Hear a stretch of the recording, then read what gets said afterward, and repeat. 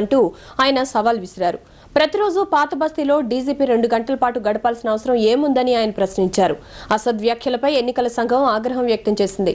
వెంటనే అతనిపై విచారణ చేపట్టాలని ఆదేశించింది. 8 असेंबली हल्के-जात और 1 पार्लियामेंट की सीट पर मजलिस इत्तेहाद मुस्लिमीन कामयाबी होगी और ये जो हरकत करे मोहंती बिल्कुल ही अपने ऑफिस को अपने ओहदे को सतरोल कर लिया। డీజీపీ మహంతిపై అనుచిత వ్యాఖ్యలతో విరుచుకుపడ్డ మజ్లిస్ పార్టీ అగ్రనేత అసదుద్దీన్ పై మరో కేసు నమోదైంది. హైదరాబాద్ పాత బస్తీలోని కామటిపుర పోలీస్ స్టేషన్ లో కేసు నమోదైంది. దీనికి సంబంధించి మరిన్ని వివరాలు మా క్రైమ్ రిపోర్టర్ కృష్ణ అడిగి తెలుసుకుందాం. Krishna, good evening. చెప్పండి, అసలు అసదుద్దీన్ పై పోలీసులు కేసు నమోదు చేశారని తెలిసింది. అసలు కేసు వివరాలు ఏంటి, దానికి సంబంధించిన తాజా సమాచారం ఏంటి తెలియజేయండి.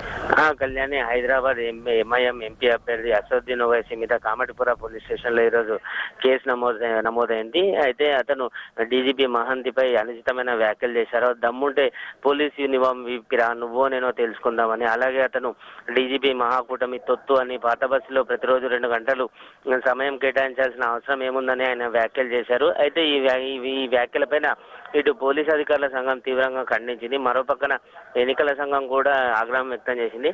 అయితే ఈ వీడియో టేప్లను ఇప్పటికే ఎన్నికల సంఘం ఈసీకి పంపడం జరిగింది. అయితే ఇటీవల 16వ తేదీన జరిగిన ఎన్నికల్లో ఈ అసదుద్దీన్ ఓవైసీ టీడీపీ ఓటర్లపై కర్రలతో దాడి చేశాడు. అయితే అప్పట్లో డీజీపీకి నగర పోలీస్ కమిషనర్ ప్రసాద్ రావుని అసదుద్దీన్ ఓవైసీని వెంటనే అరెస్ట్ చేయాలని చెప్పేసి ఆదేశించడం జరిగింది. అయితే అర్ధరాత్రి కూడా దొడ్డిదారిన మొగల్పుర పిఎస్లో లొంగిపోయి అసదుద్దీన్ వ్యక్తిగత పూచీకత్తుపై విడుదలైనాడు. అయితే ఈ రోజు ఉదయం బహదూర్పుర నియోజకవర్గంలో రీపోలింగ్ జరుగుతుంది. ఈ జరుగుతున్న సమయంలో మరో అతను డీజీపీపై అనుచిత వ్యాఖ్యలు చేశారు. అయితే ఇందుకు గాను కమిషనర్ ప్రసాద్ రావు ఆదేశాల మేరకు కామటిపుర పోలీస్ సెక్షన్ ఐపీసీ 189 కింద కేసు నమోదు చేయడం జరిగింది. కళ్యాణ్, అయితే దీనికి సంబంధించి కృష్ణ ఎంఐఎం నేతలు ఏమంటున్నారు?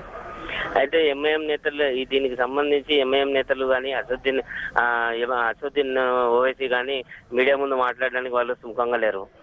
Kalyan, thank you Krishna.